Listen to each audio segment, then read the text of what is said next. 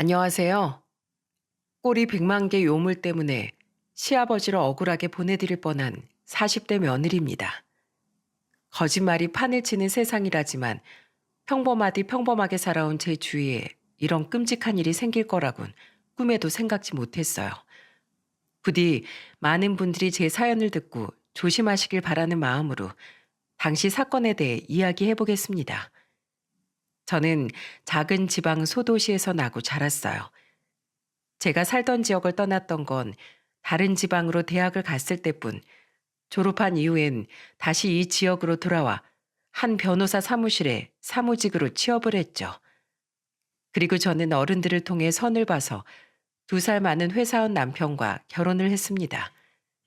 1년간 만나보니 사람이 성실하고 착해서 참 마음에 들었거든요. 고서방도 고서방이지만 나랑 네 아빠는 네 시아버지 자리가 참 마음에 든다. 우리 동네 여자를 통해서 네 선을 주선해 준 사람이 네 시아버지 오랜 친구라는데 사람이 의리도 있고 참 진국이란다. 알고 보니 내 지인들도 건너 건너 아는 사람이 많다더구나.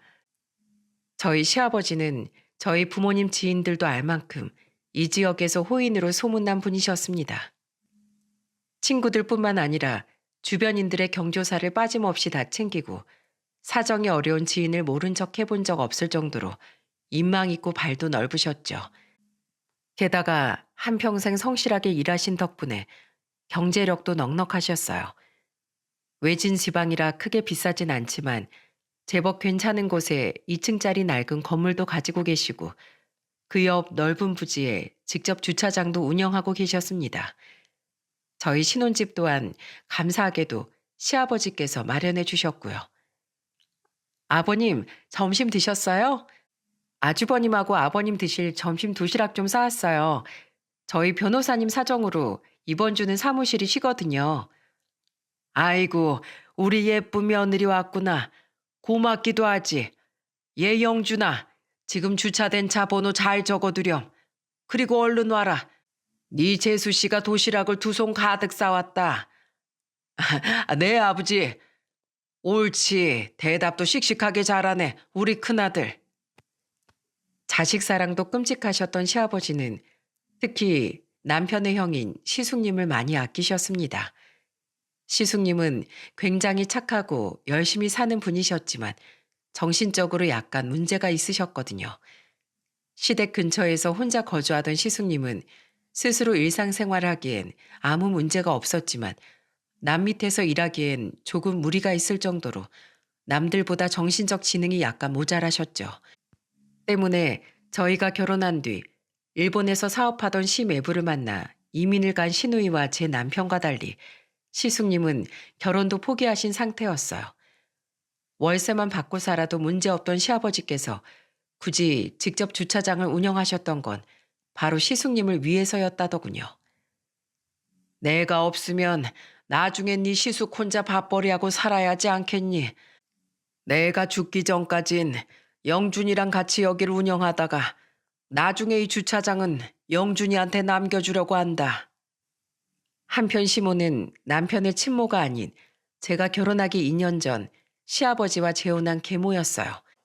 그런데 전 왜 시아버지가 시모 같은 분과 사시는 건지 가끔 이해가 되지 않았습니다. 전 남편과 성격 차이로 이혼했다던 시모는 시아버지보다 8살이 어렸는데 주로 말투가 시비 쪼이거나 까칠했고 욕심도 많은 분이셨거든요. 예, 넌 결혼한 지 몇 년째인데 아직 설거지도 제대로 못하니? 왜 이렇게 느려? 예, 어머마, 설마 명절 용돈이 꼴랑 20만 원이 다냐? 너희 둘 다 나 친자식도 없는 계모라고 무시하는 거야? 이걸 누구 코에 붙여?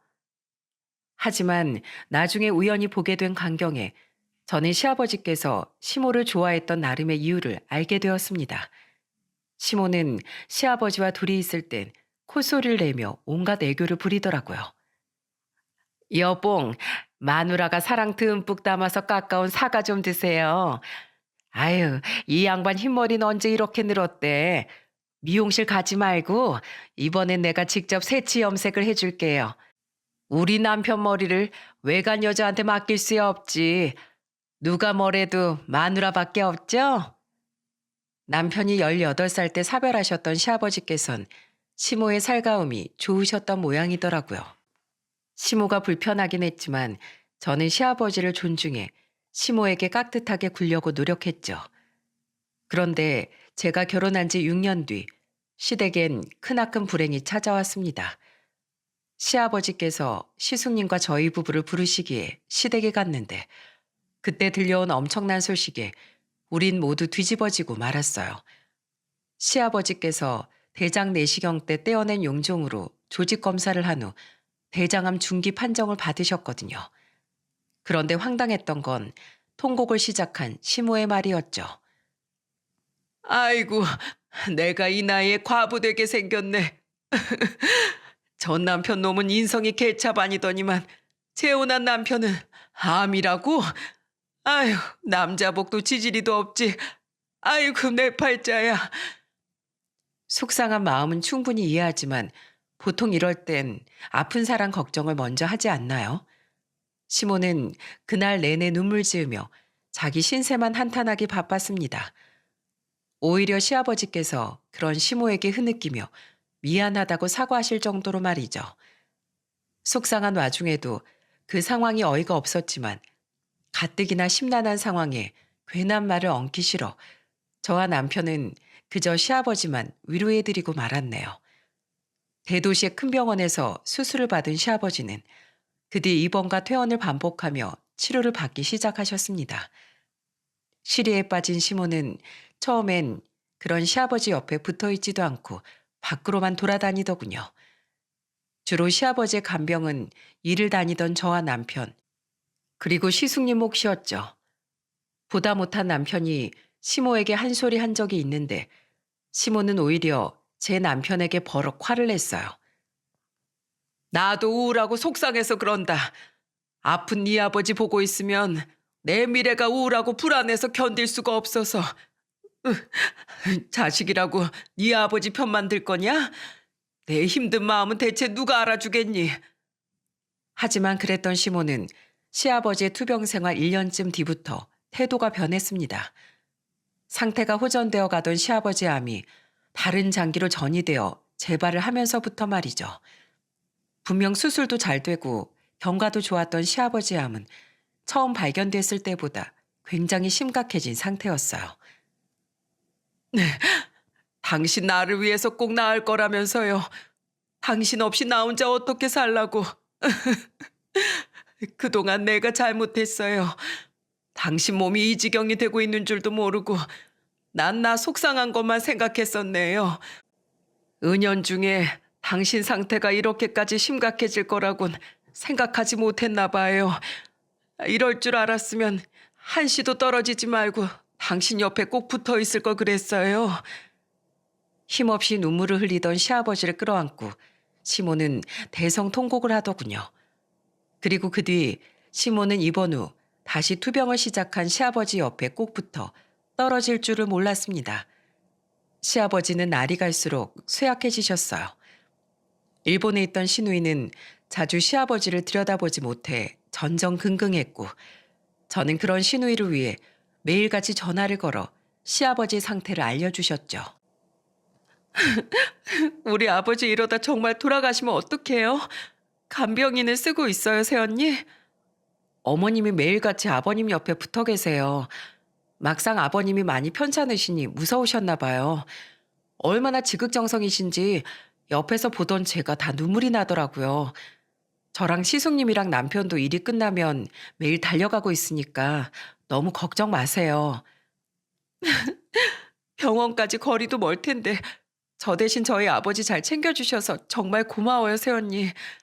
새언니 친정 부모님께서도 몇 번이나 문병을 가주셨다면서요. 정말 정말 감사하다고 전해주세요. 시누이를 안심시키려고 한 말이긴 하지만 정말로 시모는 시아버지에게 지극정성이었습니다. 한 번은 시아버지의 문병을 갔을 때 시모가 시아버지의 손을 꼭 붙잡고 하는 말을 들었어요. 굉장히 다정한 음성으로 말이죠. 여보, 우리가 같이 산 지도 벌써 9년이라는 시간이 흘렀네요. 이렇게 늙고 병들기 전에 더 일찍 만나서 오래오래 함께 했으면 참 좋았을 걸. 당신하고 만나서 가끔 싸우기도 했지만 난 하루도 행복하지 않았던 날이 없었어요. 그러니까 여보, 날 위해서라도 꼭 힘내서 이겨내요. 미안해, 여보. 당신을 이렇게 고생시키려고 데려온 게 아닌데. 난 한 개도 고생이라고 생각 안 해요. 여보, 지난 1년간은 내가 정말 너무 불안해서 그랬던 거예요. 이기적이었던 날 생각하면 당신한테 미안해서 매일같이 눈물이 마르질 않아요. 괜찮어. 당신도 사람인데 그럴 수도 있지. 그렇다고 당신이 내 간병을 안 해준 것도 아니잖아. 난 다 이해해. 아무리 우리 눈엔 싫은 사람으로 비춰질지라도 시아버지와 시모는 끈끈한 부부의 정으로 이어져 있는 것 같았습니다. 함께 그 모습을 본 남편 또한 제게 이렇게 말했죠. 아무리 자식인 우리가 잘해도 어머니만이 채워줄 수 있는 아버지 빈 공간이 있나 봐. 과거에 어땠던지 간에 지금 아버지 옆을 저렇게 지켜주시는 것만으로도 참 감사하네. 어머니 덕분에라도 아버지가 힘내셔서 암을 이겨내시면 참 좋을 텐데.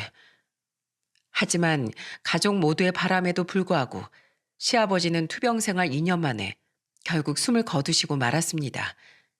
시아버지는 마지막으로 의식이 있던 순간까지 저와 남편에게 시숙님과 시모를 부탁하시더군요. 시아버지의 장례식장에는 인망이 두터웠던 것만큼 많은 조문객들이 찾아주셨어요. 화환 또한 빈소박 복도까지 줄을 이뤘죠. 특히 시아버지와 절친하셨던 친구분들 몇 명은 3일 내내 빈소를 지켜주셨습니다. 명운이 이 사람아, 그렇게 큰아들을 걱정하더니만 자식이 눈에 밟혀서 어찌가누. 칠순엔 다 같이 해외여행 한번 가보자더니 그 1년을 못 기다리고 가는구먼. 시누이와 남편 그리고 시숙님은 시아버지 영정 사진 앞에서 어린아이처럼 엉엉 울었습니다. 특히 시숙님은 그토록 자신을 아껴준 아버지의 죽음 앞에서 정신을 차리지 못했죠. 그리고 시모 또한 그런 시숙님을 부둥켜 안고 곧 실신할 사람처럼 통곡하더군요. 아버지, 저 무서워요. 아버지 없는 세상에 살기 싫어요. 이 매정한 양반아, 나랑 영준이가 그렇게 걱정되면 악착같이 살 것이지. 어떻게 이렇게 빨리 떠나버린단 말이에요. 영준아, 너랑 난 이제 누굴 믿고 사니? 조문으로 오셨던 저희 부모님도 시아버지 친구들도 다른 조문객도 그 슬픈 광경에 눈물 짓지 않던 사람이 없었습니다. 하지만 그곳에 있던 사람들은 모두 감쪽같이 속아 넘어간 거였어요. 시모의 눈물은 자신의 실체를 감추기 위한 악어의 눈물이었던 겁니다. 그리고 시모의 뻔뻔한 민낯은 장례식 이틀째인 다음 날 덜미를 잡혀버리고 말았죠. 다른 것도 아닌 자기 자신의 한심한 실수로 인해 말입니다. 새언니, 어머니 술 너무 많이 드시는 거 아니에요? 아깐 아버지 친구분들이랑 계속 드시더니 조금 전부턴 어머니 지인분들이랑 아예 술판을 버리신 것 같은데요. 얼굴도 벌겋고 목소리도 커지신 게 많이 취하신 것 같아요.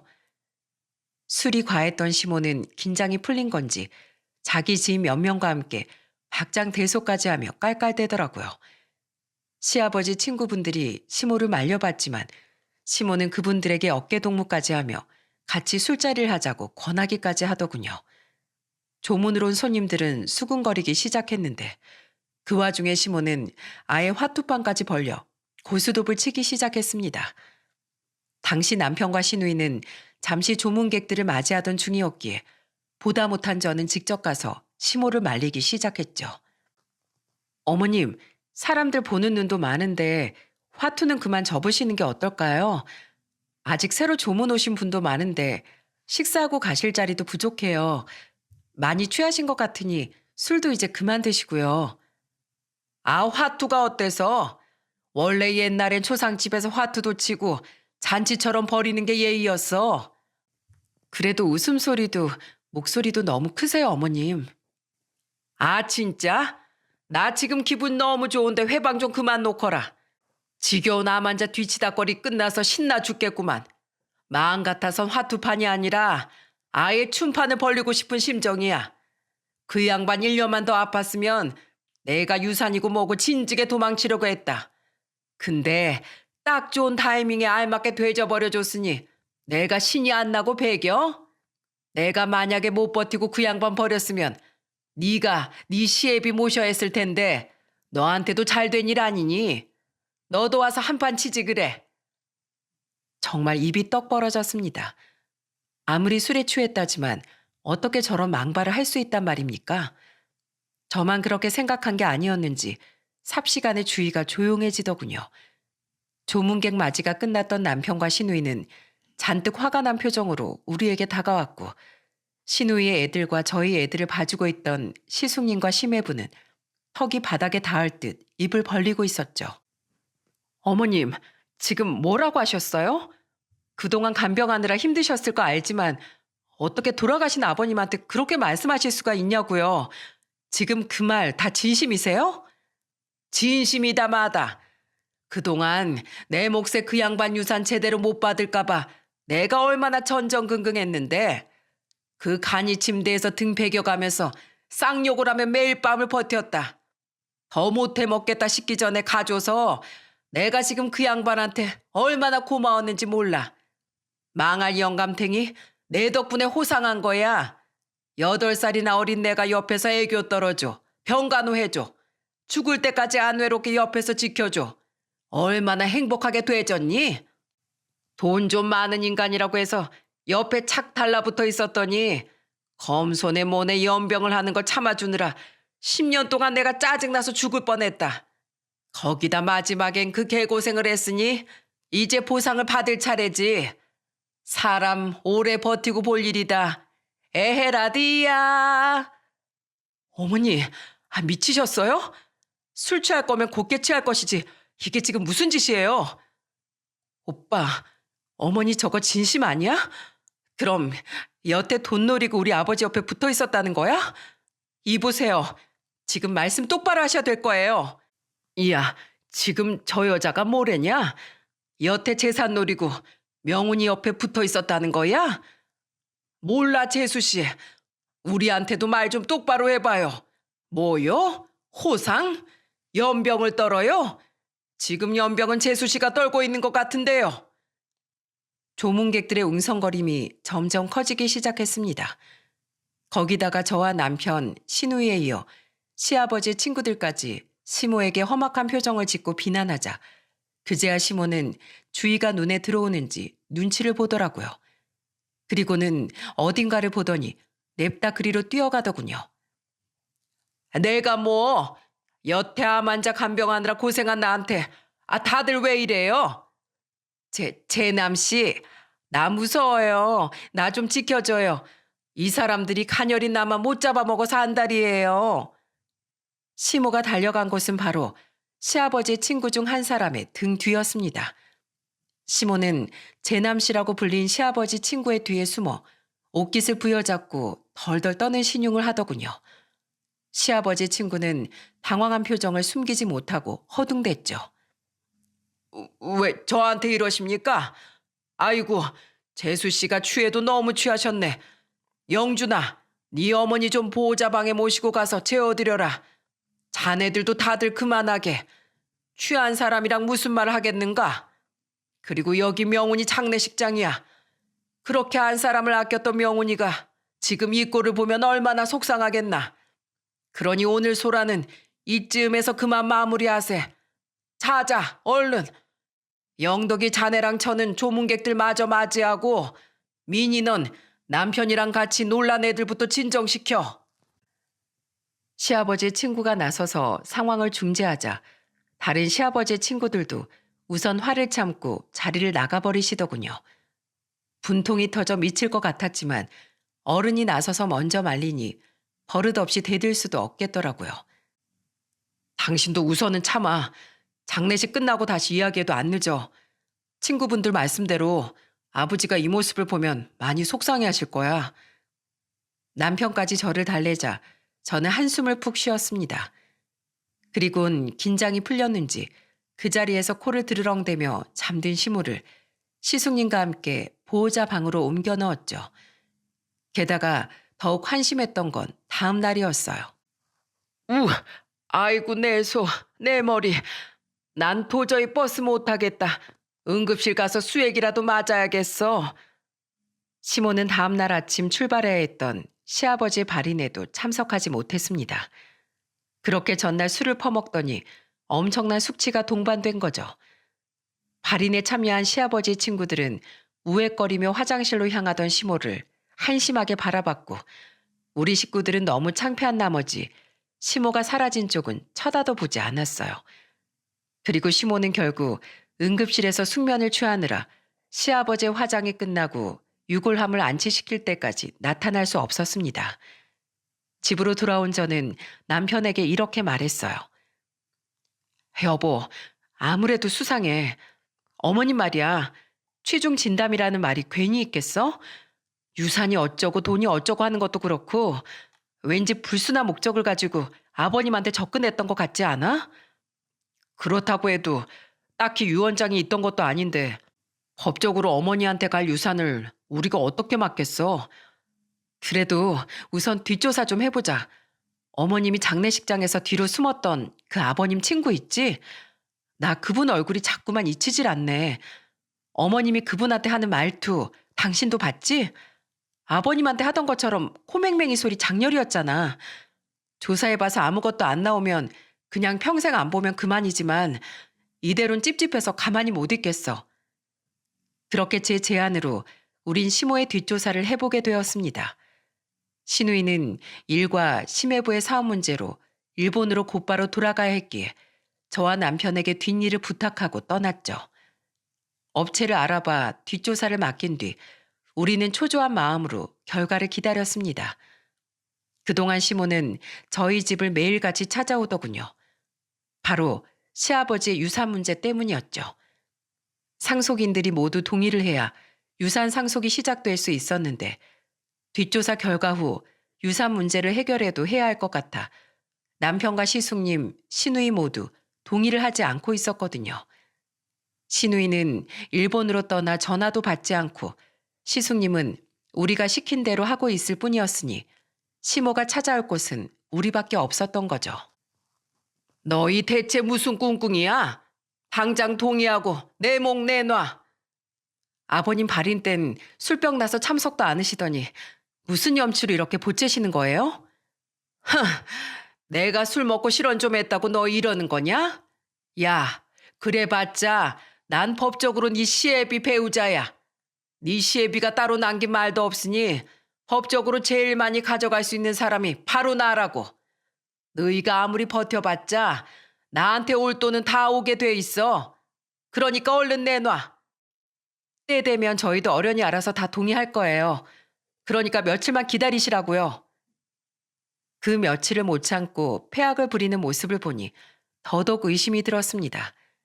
그리고 뒷조사를 의뢰한 지 나흘 뒤 조사 내용을 전달받은 우리는 큰 충격을 받고 말았어요. 그곳엔 상상도 못할 엄청난 진실이 들어있었거든요. 이게 뭐야? 어머니, 아니, 그 여자 진짜 미친 거 아니야? 그곳엔 여러 장의 사진과 한 개의 음성 파일이 들어있었습니다. 사진 속에선 시모와 장례식장에서 시모가 뒤로 숨었던 그 제남이라는 시아버지 친구가 다정하게 스킨십을 하고 있었죠. 그 두 사람은 거의 2년 가까이 내연 관계였던 겁니다. 바로 저희 시아버지께서 암에 걸린 지 얼마 안 됐을 그 시기부터 말입니다. 그제야 우린 시모가 아픈 시아버지를 두고 어딜 그렇게 싸돌아다녔는지 알게 된 거죠. 조사된 자료에 따르면 그 상간남은 15년 전 사별을 했다고 했어요. 또한 우린 녹음된 두 사람의 대화를 통해 시모가 그동안 자신의 다른 통장으로 2억이 넘는 시아버지의 돈을 빼돌린 것, 그리고 마지막으로 경악할 만한 엄청난 진실을 알 수 있었습니다. 근데 명훈이 자식들은 왜 유산 상속에 동의를 안 하고 있는 거래? 아유, 몰라. 재수없게 그 양반 유언장 존재 걸리기 전에 빨리 유산 받고 튀어야 하는데 그 유언장 그냥 찢어버리라니까. 집에 있는 건 맞는데 아무리 찾아도 그 양반이 어디다 숨겨놨는지 모르겠어. 분명히 나한테 장롱 속에 있다고 했는데 그 양반이 죽을 때가 돼서 기억력에 빵꾸가 났던 건지 들은 자리 없었다니까. 자식을 끔찍이 아꼈던 인간이라 분명 자식들한테 유산을 더 많이 남겼을 텐데 그거 들키면 내가 받게 될 몫은 터무니없이 줄어들 거라고. 그 영감이 자식들한테 유언장 얘기 못하도록 내가 그 영감 옆에서 한시도 안 떨어지고 감시까지 했었단 말이야. 말 나올 것 같으면 재빨리 다른 말로 돌려버리면서. 시모는 유언이 따로 없을 시 배우자가 받게 될 상속 지분이 제일 많다는 점을 이용하기 위해 시아버지의 유언장의 존재를 숨기고 있던 거였어요. 까도 까도 계속 나오는 시모의 끔찍한 실체에 소름이 다 돋더군요. 우린 곧바로 두 아들을 친정에 맡긴 후 시댁으로 쳐들어갔습니다. 이봐요. 문 열어요 당장. 이봐요? 이제 네 애비 죽었다고 난 어머니도 아니라 이거야? 그렇게 바라던 유산 상속 법대로 받게 해줄 테니까 어서 문 열라고요. 그래? 아유, 그럼 내가 버선발로 뛰어나가줘야지. 남편의 말에 시모는 신이 나서 문을 열더라고요. 문이 열리자마자 우린 시모를 밀치고 안방으로 향했습니다. 당황한 시모는 우리 뒤를 허겁지겁 따라 들어왔죠. 그리고 시모는 무거운 장롱을 앞으로 민 뒤 장롱 바닥 틈새로 흘러나와 있던 서류 봉투를 집어든 남편을 보고 얼굴이 파랗게 질리기 시작했어요. 그게 왜 거기... 이거죠? 우리 아버지 유언장. 워낙 오래된 장롱이라 바닥에 있던 틈이 해가 갈수록 갈라졌었는데 살림에 얼마나 관심이 없었으면 이런 것도 모르셨어요? 혹시나 해서 봤더니 역시나 여기 있네요. 난 몰라. 난 아무것도 모른다고. 그래요? 시모가 발뺌하려 하자 저는 시모의 면전에 대고 바람의 증거 사진들을 뿌려버렸어요. 그리고 뒤이어 사색이 된 시모에게 엄청난 진실이 담겨있는 녹음 파일마저 재생시켜 주었죠. 그 사이 남편은 유언장을 꺼내 읽기 시작했고 역시나 시모가 예상했던 것처럼 시아버지는 자식들에게 대부분의 재산을 남겨주셨더군요. 배우자 박순자에게 살던 아파트 부동산과 현금 3천만 원을 상속한다. 미리 처분한 건물값을 포함 남은 현금 재산은 자식 3명에게 똑같이 분배 상속한다. 단 주차장 부지와 운영권은 장남 고영준에게 상속한다. 시아버지는 12억가량의 재산을 그렇게 분배 상속하셨더군요. 시모에게는 1억 8천에 상당하는 집과 3천만 원을 남겨주셨는데 문제는 시모가 유언장에 정확히 명시되어 있던 금액 중 2억을 이미 자신의 통장으로 빼돌렸었다는 겁니다. 그 사실을 몰랐던 시아버지는 그 금액을 포함해 유언장을 작성하셨던 거죠. 저는 바들바들 떨고 있는 시모에게 사납게 말했어요. 감쪽같이 유언장을 숨기고 하늘이 무섭지도 않아요? 그건 정당히 내가 요구해야 될 내 몫이야. 내가 그동안 짠돌이 그 인간 비위 맞춰줘. 밥해줘, 빨래해줘. 게다가 암수발까지 다 들어줬는데 내가 10년간 봉사한 대가로 그 정도도 못 받아? 그건 당신이 정말로 우리 아버님께 부부간의 의리를 지켰을 때 얘기죠. 어떻게 아픈 남편을 두고 그것도 남편 친구랑 바람을 피워요? 어떻게 남편 친구를 꼬드겨서 재산까지 2억이나 몰래 빼돌리냐고요. 당신 좋은 말 할 때 내 아버지 돈 도로 토해내요. 아니면 우리 아버지지? 당신한테 어린 반푼어치도 없을 줄 알아요. 마음 같아선 잘근잘근 씹어먹어도 모자란 당신. 그나마 이성적으로 대해주고 있는 건 딱 하나. 그래도 당신 그 가증스런 연기 덕에 우리 아버지가 외롭지 않게 가셨기 때문이에요. 불쌍하고 순진한 내 아버지 덕에 당신이 지금 2발 멀쩡히 내 앞에 서 있는 거라고. 내가 내 집 놔두고 어딜 가? 못 나가. 그 유언장 못 읽었어? 그 영감탱이가 이 집 놔준다잖아. 그렇게 숨길 땐 언제고 아쉬우니까 유언장에 빌붙어요? 그리고 그건 당신이 돈을 안 빼돌렸을 때 얘기죠. 아버님이 당신한테 증여한 적 없고 증여세 낸 적도 없죠? 그리고 여기 유언장을 보면 분명히 당신이 빼돌린 금액을 자식들한테 준다고 써 있잖아요. 난 몰라. 안 보여. 나 까막눈이요. 경찰 부르기 전에 둘 다 나가. 어서 나가. 시몬은 배째라식으로 버티기로 작정했는지 저와 남편의 등을 현관을 향해 마구 떠밀더군요. 아프기도 하고 승질도 나서 저는 그런 시모의 팔목을 잡고 바닥으로 패대기 쳐버렸습니다. 시모는 맥없이 바닥으로 나뒹굴었죠. 어따 손을 대? 나가기 싫어도 나가게 해줄 테니까 어디 두고 봐요. 돈 때문이 아니라 우리 아버님 불쌍해서 당신 같은 인간한테 우리 아버님 유산 가게 절대 못 놔줘. 이 천하의 못된 여자야. 마지막으로 남편은 현관에 놓여있던 시모의 구두를 뻥 걷어찬 뒤 저와 함께 시댁을 나왔습니다. 그리고 돌아오는 차 안에서 저와 남편은 참았던 눈물을 터뜨리고 말았죠. 철석같이 시모를 믿고 돌아가신 시아버지가 너무 안타깝고 불쌍해서 말입니다. 우리는 그 길로 제가 일하던 변호사 사무실로 향했어요. 시아버지 상으로 인해 며칠간 더 휴가 중이던 저를 보고 변호사님은 굉장히 놀라더군요. 그리고 제 자초지종을 듣고 변호사님은 최선을 다해서 우릴 도와주겠다고 약속했습니다. 그것도 고맙게도 수임료를 반이나 깎아준 채로 말이죠. 법적 배우자이니 성은 씨 시어머니가 그 아파트를 상속받는 걸 막을 수는 없어요. 그래도 다행히 시어머니가 법적으로 받을 수 있는 유류분만큼 집값이 되니 자식들에게 더 많은 유산을 반환 신청할 수도 없고 한다고 해도 기각이 될 겁니다. 그리고 유언장에 분명히 명시되어 있는 재산을 시어머니가 빼돌렸다는 거죠. 그 돈 다시 정당하게 돌려받을 수 있게 해드릴게요. 유언장에 없다면 모를까? 유언장에 정확한 금액이 적혀 있으니 해볼 만할 겁니다. 그렇게 우린 소송 준비를 시작했습니다. 또한 저와 남편은 시아버지 휴대폰 연락처를 통해 시아버지 친구분들에게 연락을 돌려 한자리에 모셨어요.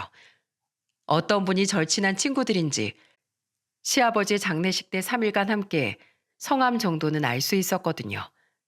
그렇게 모인 자리에서 저와 남편은 모든 진실을 폭로했고 친구분들은 분노를 금치 못했죠.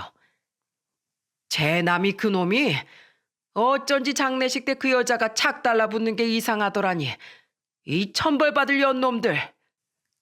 그놈 사별했을 때도 명훈이가 부조로 500만 원이나 했는데 뭐 그런 쓰레기 같은 자식이 다 있어?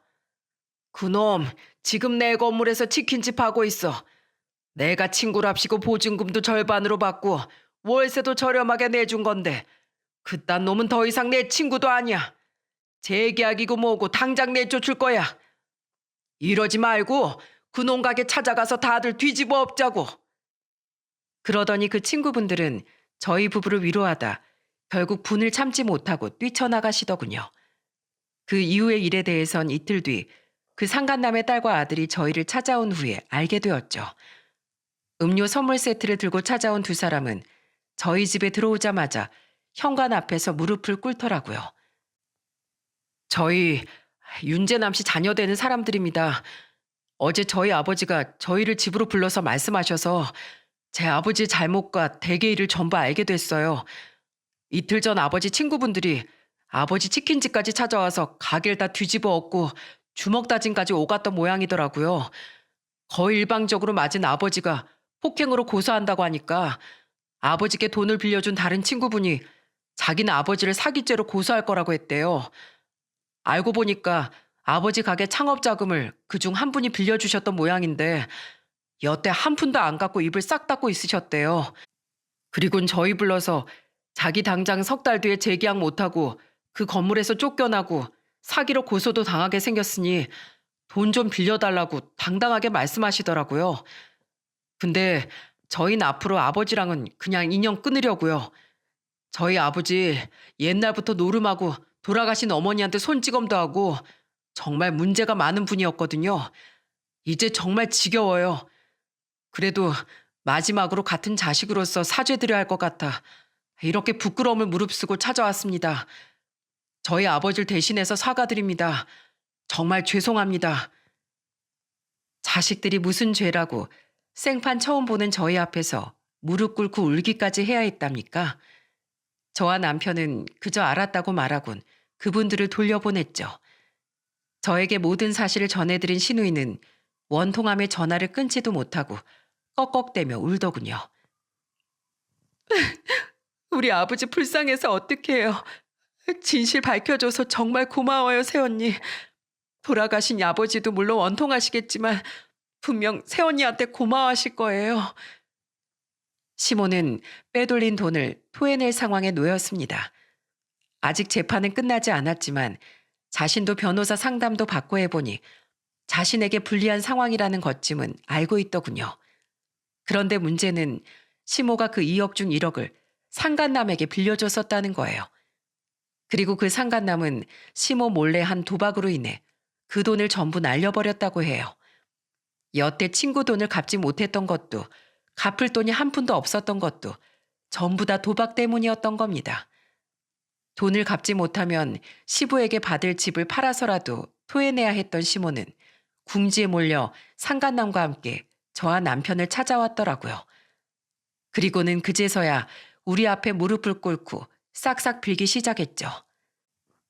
영덕아, 그리고 애기 엄마, 제발 내 친구들한테 나 좀 봐달라고 설득 좀 해주면 안 되겠나?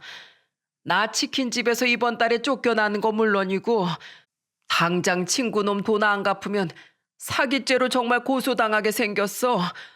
내가 잘못했네. 내가 명운이 낙골당 가서 싹싹 빌 테니 제발 내 사정 좀 봐주게. 어? 다른 친구놈들도 내 자식들도 내 연락은 다 무시해서 돈 나올 곳도 없어. 영덕아, 어머마, 나 네 애미고 시애미다. 계모도 엄마인 건 마찬가지잖니. 내가 잠깐 눈이 돌긴 했지만 원래는 내 남편 참 많이 사랑했어. 우리가 얼마나 금슬이 좋았는지 너희도 잘 알잖아. 어? 이런 날 모른 척하면 하늘에서 착한 내 남편이 얼마나 슬퍼하겠어. 나 지금 사는 집 팔고 너희한테 돈 갚으면 내 남편이 남긴 3천만 원을 더해도 1억 원짜리밖에 안 남는다. 내가 그 돈으로 어디 가서 집을 구하고 앞으로는 뭐 먹고 사니? 제발 한 번만 봐주렴. 어? 저기요 아저씨, 우리 아버님 앞에 가서 빌겠다고요? 아니요. 살면서 앞으로 절대 저희 아버님 앞에 나타나지 마세요. 아저씨가 무슨 염치로 아버님 앞에 나타나겠다는 거예요? 그리고 아줌마가 사실 내 남편 계모라고 하기에도 좀 그렇지 않나요? 아줌마가 내 남편을 키워준 것도 아닌데 그래도 우리가 아버님을 생각해서 어머님 대접해줬으면 적어도 우리 아버님에 대한 예의는 지켰어야죠. 그 집 놔두고 그냥 남은 돈 1억 가지고 나가세요. 아, 법적으로 원래 받아야 했던 2억 천 중에 1,000만 원은 우리가 얹어줘야 되는 거죠? 그거 드릴게요. 더 지저분하게 당신이랑 엮이고 싶지도 않으니까 거짓말이라도 아버님 옆을 마지막까지 지켜준 보답으로요. 사실 돈이고 뭐고 당신 끝까지 지옥으로 밀어넣고 싶은데 우리 아버님 생각해서 참는 거예요. 알았어요? 더 이상 역겨우니까 두 사람 다 우리 아버님 들먹이지 말고 꺼지세요. 당신들 한 번만 더 우리 아버지 거론하면서 여기 찾아왔단 봐. 그땐 내가 법이고 뭐고 주먹부터 날아갈 테니까. 부모 잃은 자식이 법이 무섭겠어? 내가 진짜로 그럴지 못 그럴지 궁금하면 어디 또 한 번 찾아와 보던가. 간다. 이게 다 당신 때문이야. 가진 돈도 없고 도박에 미친 놈인 줄 알았으면 진즉에 내가 만나지도 않았을 텐데. 나야말로 너 같은 여자 만나서 내 인생 다 말아먹었어. 당신 지금 내 머리 쳤어? 둘 다 뭐예요? 싸울 거면 나가서 싸워요. 한심하게 내 집에서 이러고 있지 말고. 우습게도 두 사람은 저희가 보는 앞에서 서로를 헐뜯고 머리채까지 잡더라고요. 남편은 혐오스러운 표정으로 두 사람을 집 밖으로 쫓아내버렸죠. 이후 결국 시모는 우리가 준 돈 1,000만 원을 받고 그 집에서 쫓겨나게 됐고 상간남의 치킨집은 시아버지의 친구가 재계약을 해주지 않아 결국 폐업했습니다.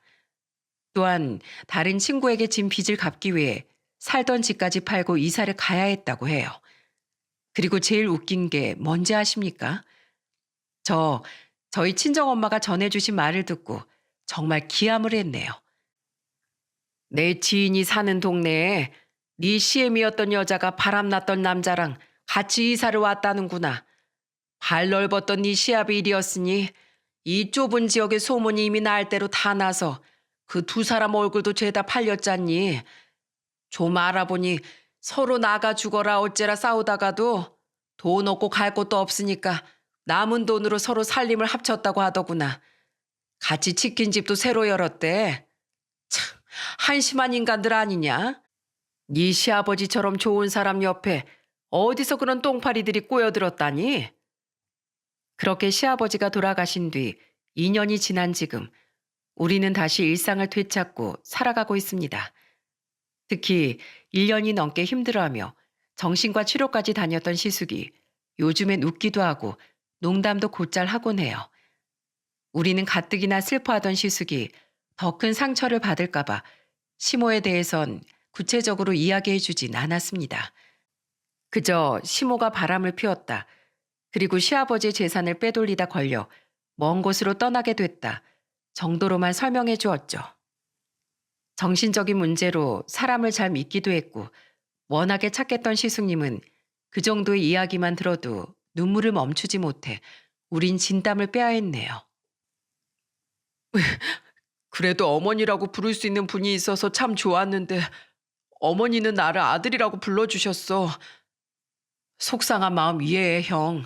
그래도 세상엔 더 이상 볼 수 없는 인연이라는 것도 있는 거잖아.